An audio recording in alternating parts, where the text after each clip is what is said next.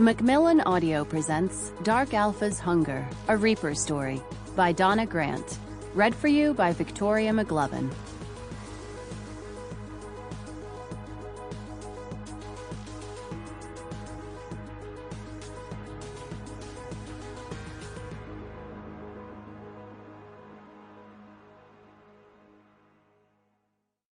Prologue. 25 years ago, Ireland.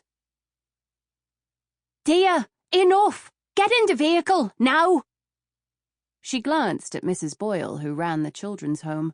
The woman's tone promised retribution, but Thea didn't care. Her attention was drawn back to the portal stones. She felt the vibration of the ancient boulders, and she didn't understand why no one else could. Ow! Thea cried, when long fingers wrapped painfully around her arm. Mrs. Boyle jerked her around and put her face near Thea's.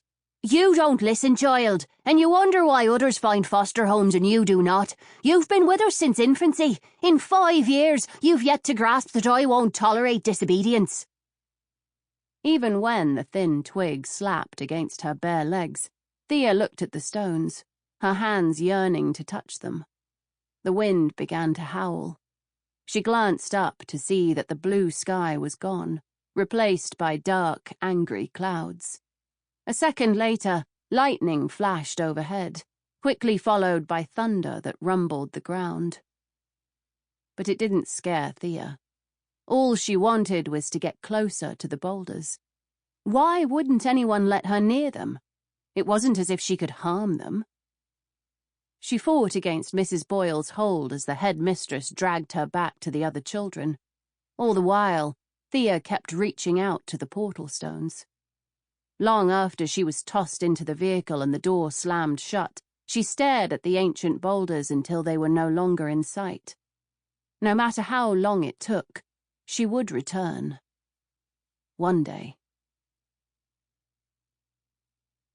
Chapter 1. Kilkenny, Ireland, February. The portal stones stood against the sunset like giants, and, just like many years earlier, they called to her, urging her closer. Thea's hand tightened on her violin case. It had been nearly 3 weeks since her last visit to the stones, and each time the same anxiety, the same restlessness filled her, as if her belonging there were preordained. From the very first time she had seen the megalithic structure, she had been struck by its beauty and its mystery. Liach an scoil, she whispered as she walked closer. Stone of the warrior. Kilmogue was one of the largest dolmens in all of Ireland. Without a doubt, it was one of the most impressive. It stood 12 feet high, with the capstone over 13 feet long.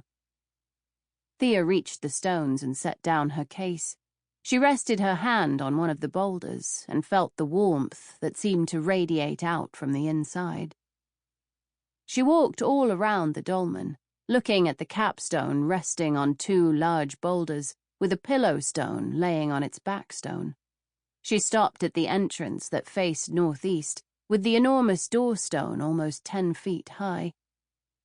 For long minutes, she stood in the doorway. Once, about 10 years ago, she'd almost gotten the nerve to walk inside. They weren't called portal stones for nothing. But she lacked the courage then, and now.